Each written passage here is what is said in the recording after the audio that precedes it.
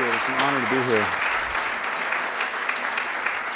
And I want to thank Leah and David and my other hosts, sponsors. It's really this is a great event, and I haven't been to an event like this, so it's hopefully I will do it in your kindness justice. Now I'm going to speak tonight about the illusion of free will, and I found, to my surprise, this is actually a very sensitive subject. It's sensitive to religious people, of course, because without free will, Judaism, Christianity, Islam don't make any sense, if you can imagine such a thing. But it's also a problem for atheists. It's of concern for atheists, and it's of concern for everybody because it actually seems to touch most of what we care about in life. It seems to touch notions of moral responsibility and personal accomplishment and the criminal justice system and politics and religion. There's so much about our lives that seems to depend upon our viewing one another as conscious agents capable of making free choices. So if the scientific community were ever to declare free will an illusion, as I think it must ultimately, it would precipitate a far more acrimonious culture war than has been waged on the subject of evolution. So the stakes are high. Now, I should also say, just as a warning and point of concern, some percentage of people, I'm only now discovering this by email mostly, some percentage of people find what I'm about to say actually psychologically destabilizing. I mean, it provokes enough anxiety in them that they don't want to hear another word. Now, if you begin to feel like you're one of those people, if what I'm saying starts to feel like it's bad for you or otherwise not compatible with mental health, by all means, go to the bar. I'll meet you at the bar later, and I will refund your ticket price. Though I'm sorry to say the salad you are eating costs $400. But seriously, I'm not trying to give anyone a nervous breakdown, so I will not take it personally if you tune me out. So I hope to do two things in this talk. I hope to convince you that free will is an illusion and that there's no way of thinking about it coherently in terms of what we now understand about the nature of reality. And I hope to persuade you that this truth matters. It actually changes something about the way we view the world, and it changes our sense, or should change our sense, of what it would mean to create a just society. Now, the popular conception of free will rests on two assumptions. The first assumption is that each of us was free to behave differently than we did in the past. If you could rewind the movie of your life to some moment 10 minutes ago or 10 hours ago, 10 years ago, you would be able to proceed differently than you did. If you chose A, you could have chosen B. If you became a firefighter, you could have become a policeman. You had chocolate ice cream, you could have chosen vanilla. It certainly seems to most of us, most of the time, that this is the universe we're living in. The second assumption is that each of us is the conscious author of our thoughts and actions. So that the part of you that thinks and perceives and experiences your life in the present moment is actually the author of your thoughts and choices and subsequent behavior. Now, the problem, unfortunately, is that we know that both of these assumptions are false. The first problem is that we live in a world of cause and effect, and either our wills are determined by a long chain of prior causes, and we're not responsible for them, or they're determined by some random influences, and we're not responsible for them. And no matter how you turn this dial between the iron law of determinism and randomness, this notion of free will doesn't make any more sense. There's no way of combining chance and determinism that makes sense of free will. And consciousness clearly is not in the driver's seat. For instance, there's now a tradition of doing experiments where you give people a very simple choice, just to push one button, the left button or the right button. And they can push whichever they want, whenever they want. And the only other task you give them is to watch a special clock where they can discriminate time in a very fine-grained way. And they just have to notice what time it was when they finally consciously made up their mind. What you find, and what the first person who did this, Benjamin Libet, did, a physiologist who had people hooked up to EEG while doing this, but it's since been replicated with functional magnetic resonance imaging and even direct recordings from the cortices of surgical patients. You find that the time at which a person thinks they have consciously decided to push the left button versus the right, comes some seconds often, at minimum half a second, sometimes up to 5 seconds or 7 seconds after the brain has already decided. You can tell what the person is going to do before they know what they're going to do by looking at the brain data. Now, obviously, this gap is fundamentally hostile to the notion of free will, because this means that someone could tell what you're going to do at a point in time where you think you're still making up your mind. And people have been wrestling with these data for years, trying to collapse this interval, and some imagine that they have. I'm not persuaded by any of those results, but the truth is, even if you collapsed it totally, and the moment your brain decides was in fact the moment that you were consciously aware of deciding, there still wouldn't be room for free will. You still wouldn't know why it is you picked left over right, and you wouldn't have created the conditions of your picking. You wouldn't have tuned your brain to that precise state that led to that behavior.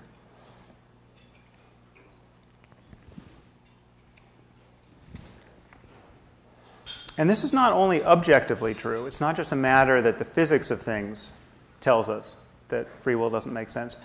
I'm going to argue to you that it's subjectively true, too, that there is actually no evidence of free will in our experience, which many people find quite counterintuitive.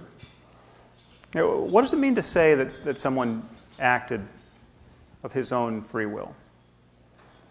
Well, if it means anything, it must mean that he could have done otherwise. He could have behaved differently than he did. And not based on some random influences over which he had no control, but because he, as the conscious subject, was in fact the author of his actions. But the problem is no one has ever found a way of describing how physical processes could occur that would make sense of this claim. So you consider your generic murderer. They're all generic after a while, but a person's choice to commit a murder is preceded by a certain pattern of electrochemical activity in his brain, which is in turn the product of prior causes, some combination of bad genes and the developmental effects of an unhappy childhood, and then whatever is impinging on his brain in that moment. The moment we catch sight of this stream of causes, reaching back into this person's childhood and beyond, and out into the world beyond their skin, that his culpability seems to disappear. To say that he would have done otherwise, or could have done otherwise had he wanted to, is simply to say he would have been a different person had he been a different person, or he would have lived in a different universe had he lived in a different universe. And as disturbing as I might find such a person's behavior, I have to admit that if I could trade places with him, atom for atom, I would be him. I mean, there's no extra part of me that could decide to see the world differently or could decide to resist the impulse to victimize other people. And even if you believe that each of us harbors an immortal soul, this problem of responsibility remains. I cannot take credit for the fact that I don't have the soul of a psychopath. I didn't make my soul. If I had truly been in this person's position, if I had the same genes and the same brain, the same life experience, or the same soul, I would have done exactly as he did and for the same reasons. So the role of luck in our lives appears decisive. But the moral significance of luck, valuing it, and making it morally salient, this poses a problem to us. It seems to undermine our notion of right and wrong and good and evil. We consider Charles Whitman. He was one of the more famous mass murderers in U.S. history. In 1966, he started by his spree by killing his wife and mother, and then he got on the clock tower at the University of Texas armed with several guns and 700 rounds of ammunition, and shot people for 2 hours until he was killed by police. And he killed 14 people and injured 32. Now he really seemed like the quintessence of evil. And he seems that way until you read his suicide note, what was essentially a suicide note because he knew he was going to be killed. And he confessed that he found his behavior completely inexplicable. He loved his wife and mother, didn't know why he was doing any of this. He had been just overwhelmed by rages and destructive impulses for months that he found it harder and harder to resist. And he recommended that upon his death that his brain be autopsied for signs of physical disease. Now, so they did autopsy his brain, and they found a tumor in the hypothalamus pressing on his amygdala, which makes a plausible case for the tumor's involvement in his emotional state and his impulse control problems. So this changes things. This is when you find out that this evil murderer has a brain tumor pressing on his amygdala, he suddenly seems like a victim of biology. You have to be unlucky to have this kind of tumor. Who knows if you had a glioblastoma pressing on your amygdala every hour of the day? Who knows what you would do?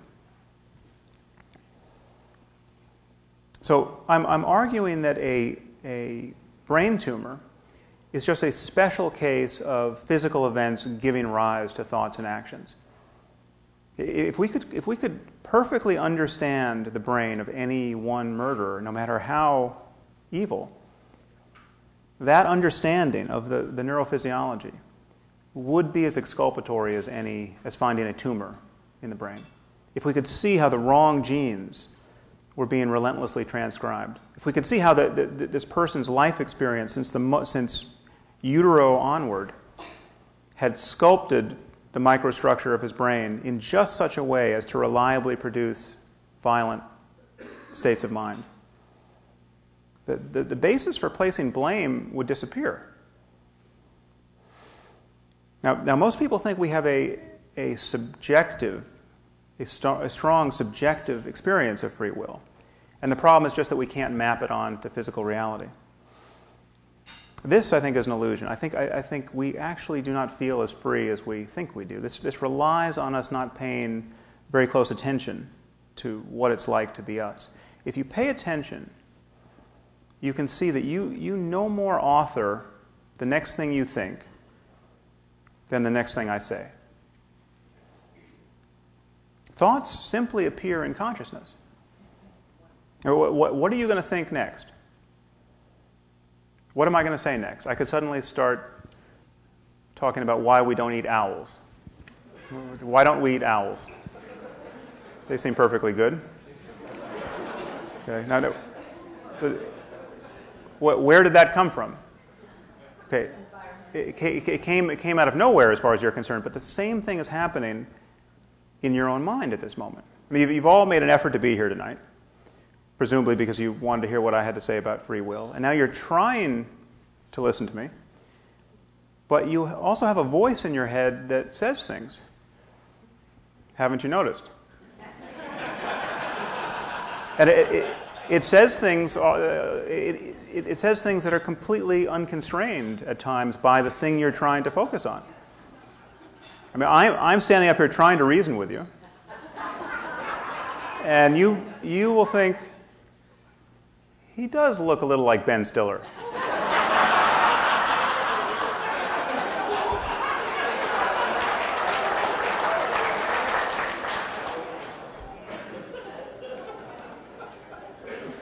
thoughts just emerge in consciousness. We are not authoring them. That would require that we think them before we think them.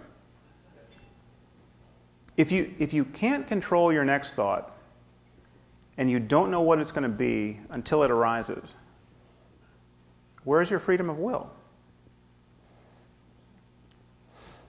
Now, some people try to save free will by saying, well, you're more than that. You're more than just your conscious mind. You are the totality of events occurring in your body.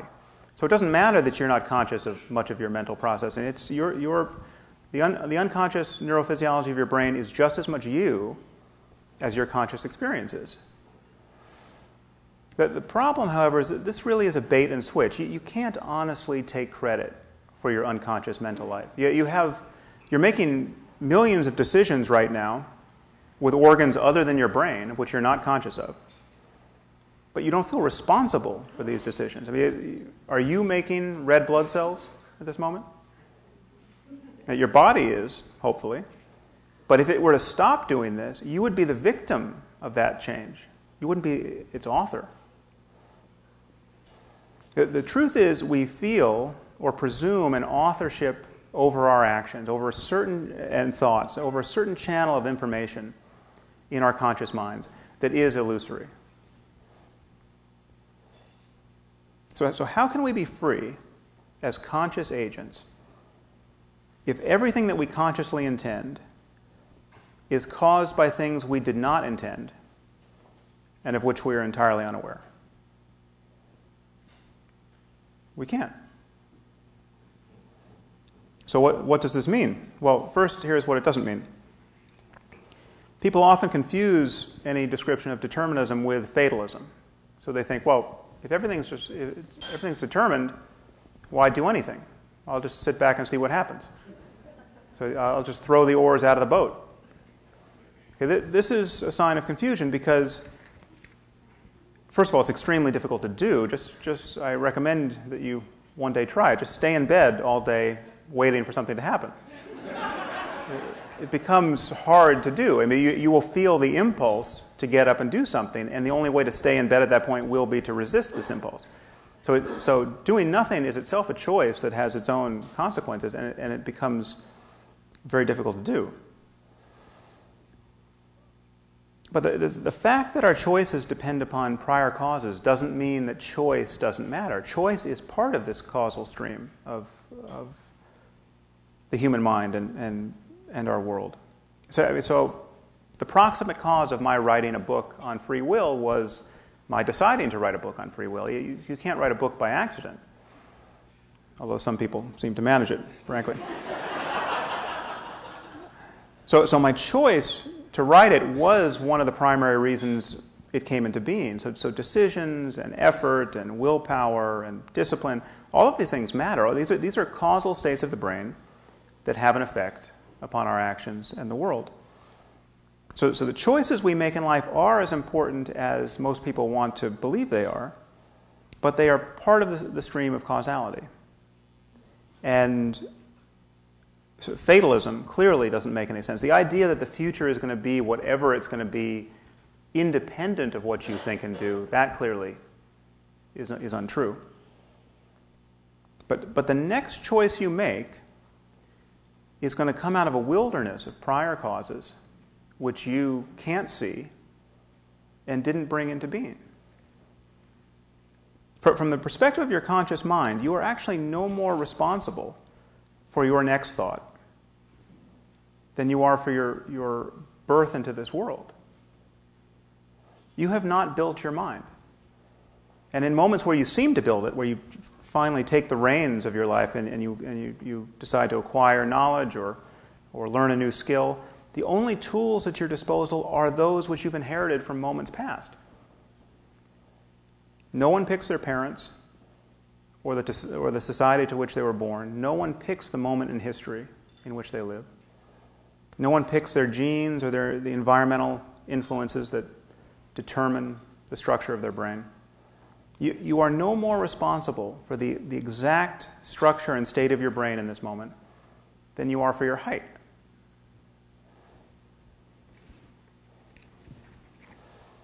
So, okay, let's return to this question of moral responsibility, because it's obviously what we all worry about.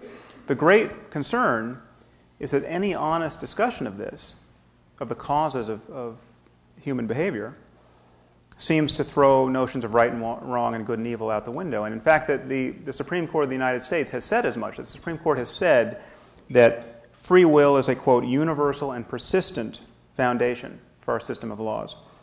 And determinism is, quote, inconsistent with the underlying precepts of our criminal justice system. So the idea of free will, it really is doing work in the world. This is not merely an academic debate. And it does psychological work as well. So, for instance, if you're taking a nap in the park and you hear a sound, unfamiliar sound, and you're awakened to the sight of a grizzly bear charging at you from across the lawn, it would be perfectly easy for you to understand that you have a problem. Okay? Without imagining any free will on the part of the bear. There's an immediate threat to your life. Now, the situation changes in some interesting ways if you swap the bear for a man holding an axe. But the introduction of free will into the brain of your attacker is not one of them. Now, imagine you survive this ordeal, and it's a real trauma, and imagine that you're actually injured. Let's say you lose a hand. Okay, so you have lasting physical injury, and you narrowly escaped with your life. Imagine the difference in your experience. Your subsequent experience is liable to depend far too much, in my view, on the species of your attacker. So imagine what it would be like to see your human attacker, the person who almost killed you with an axe, on the witness stand during trial. Your anger and hatred of this person might be so intense at that moment as to constitute a further trauma. You might spend years of your life fantasizing about this person's death. How much time would you spend hating the bear? Okay, it seems to me you might even want to go visit the bear at the zoo with your friends. You'd say, that is the big one. That is the one that almost got me. You might be pointing with this hand, however. But it would be fun. You would just, it's a completely different perception. Which state of mind would you rather have?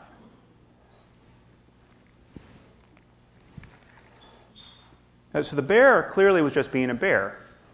What else is a grizzly bear going to do when it finds you sleeping in the park? But the psychopath was also just being a psychopath. But this illusion that the man was endowed with free will and could and should have done otherwise, I think accounts for the stark difference in subsequent psychological suffering. And the truth is many people are worried that this illusion of free will is necessary for getting what we want out of life. But the truth is, we can avoid, the difference between happiness and suffering is just as stark as it ever was.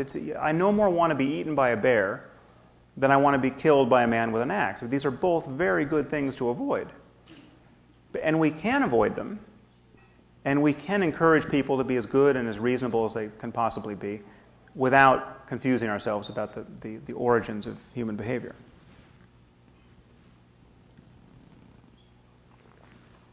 I mean, just think, well, what is it that we most condemn in other people morally and legally? It's really the conscious intention to do harm. Now, why is consciousness so relevant? It's because in consciousness it seems that the global properties of our minds get together. The consciousness is where your beliefs and desires and long-term goals and intentions rub up against each other. What you do based on conscious, predetermined decisions says more about you than anything else. If you decide to kill your neighbor after weeks of reflection and library research and debate with your friends, well, then killing your neighbor actually says a lot about you. The point is not that you are the ultimate cause of your behavior. You didn't build yourself. I mean, the point is, for whatever reason, you have the mind of a murderer. You're not responsible for the fact that you have that mind, no more than a bear is responsible for the fact that it's a bear. But A grizzly bear really is a grizzly bear. And if you see one outside on the sidewalk tonight, it's worth taking seriously. A bear really will eat you. But we don't have to think about free will in that context. So clearly certain criminals are more dangerous than bears, and we have to lock them up to keep the rest of us safe. The moral justification for this is totally straightforward. Everyone is better off that way. But what doesn't make sense is retribution. The notion of punishing someone because they really, really deserve it. That doesn't make sense. Hatred doesn't make sense. We don't exact retribution against bears. Actually, that's not entirely true. We used to do that. It says in Exodus that if an ox gores a person, the ox is to be stoned to death and its flesh cannot be eaten. And Christians took this lead and ran with it for several centuries in medieval Europe and literally had trials for animals, wayward animals, that injured or killed people. There were literally accounts of and these animals were represented by lawyers.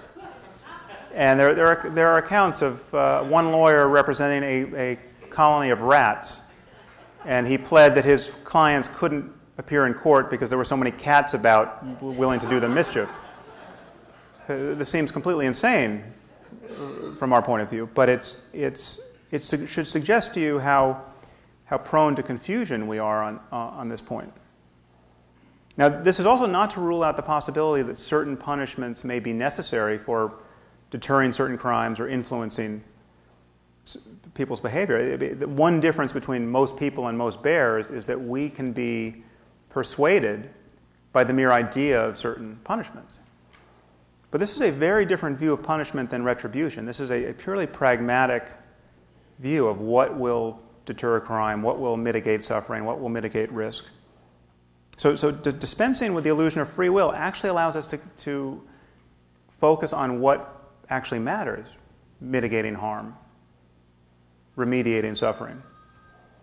So I'm not arguing that everyone's not guilty by reason of insanity. I'm not saying that we can't make these usual distinctions between a voluntary action and an involuntary one, or between the moral responsibilities of an adult and those of a child. These are important distinctions to make, but they don't track with this sense of free will.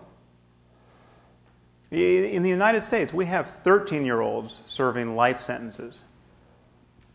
And it's not because some panel of experts has found that this particular child could not possibly be rehabilitated.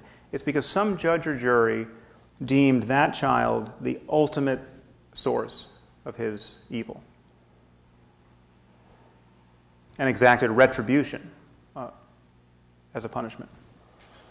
So it seems to me that certain moral intuitions begin to relax once you take this picture of scientific causality on board. When you have to admit that even the most terrifying people are at some basic level unlucky to be who they are. The logic of hating them as opposed to fearing them and restraining them begins to break down. And once again, this is true even if you believe that every human being harbors a soul. To be born with the soul of a psychopath is to be unlucky. So one consequence of this view, or so I suggest, is that it reduces hatred. Actually, in my view, completely undercuts the logic of hatred. It also increases empathy and compassion. Take an example, which I should probably get a new example, but the example of the worst person who's ever lived, in my mind, at the moment, is Uday Hussein. He's not objectively the worst, but he's about as odious a person as I can think of. He was one of Saddam's eldest sons. He used to, when he would see a wedding in progress in Baghdad, he would descend with his thugs and rape the bride, just for the fun of it. Sometimes he would torture and kill the bride. He did this more than once.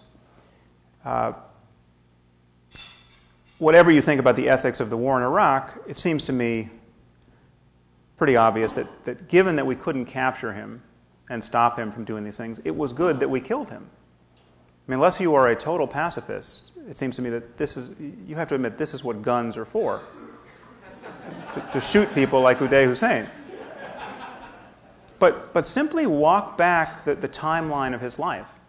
Imagine him as a 4-year-old boy. He could have been a creepy little boy, no doubt. It's quite possible there are child psychopaths, but he was also a very unlucky one. I mean, he had Saddam Hussein as a father. How unlucky can you get? He was the 4-year-old boy who was going to become the psychopath Uday Hussein, through no fault of his own. Now, and if we could have intervened at any point there, at 4, at 5, at 6, at 7, that would have been the right thing to do, and compassion would have been the right motive. When would compassion stop being the right motive? Would it be wrong to feel compassion for the 18-year-old Uday Hussein? I don't think so. He's just as unlucky as the 4-year-old. So ironically, if you want to be like Jesus and love your enemies, or at least not hate them, this is a doorway into compassion for even the worst people who have ever lived. Taking a wider picture of scientific causality into view. Now, one caveat is that this is not to say that this would be an easy view to adopt if you or someone you love was the victim of a violent crime. I'm not saying that in the heat of the moment you should be able to view the world this way, but in our more dispassionate moments, when it comes time to make public policy or to think about ethical norms, I think this is the view we need to take. So to conclude, I just want to bring this back to direct experience. It's generally argued that free will presents a real mystery to us, that we know we have it, it's subjectively an incontrovertible thing, and yet we can't map it onto physical reality. As I've said, I think this is a sign of confusion. It's not so much that there's an illusion of free will, it's that the illusion is an illusion. There is no illusion of free will. We're simply not paying attention to the moment-to-moment character of our conscious life. So it's not just that it makes no sense objectively in terms of physics, it makes no sense subjectively either. Thoughts simply arise in the mind. What else could they do?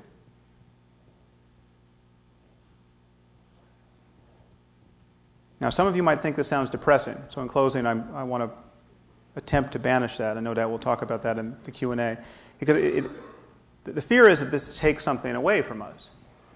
And it does. It takes, the main thing it takes away is an egocentric view of life.